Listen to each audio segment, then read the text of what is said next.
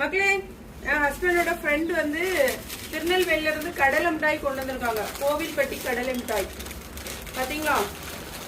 திருநெல்வேலியில் உள்ள கடலை மிட்டாய் எப்படி இருக்குன்னு பார்ப்போம். நானும் எங்க மாமியும் தான் டேஸ்ட் பண்ண போறோம்.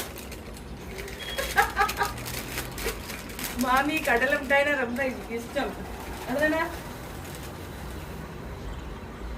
சாப்பிடுங்க. பல்லு சூப்பரா இருக்கு திருநெல்வேலி கடலை மிட்டாய். என் ஹஸ்பண்டோட ஃப்ரெண்ட் எங்களுக்கு தந்திருக்காங்க 2 பேக்கெட்.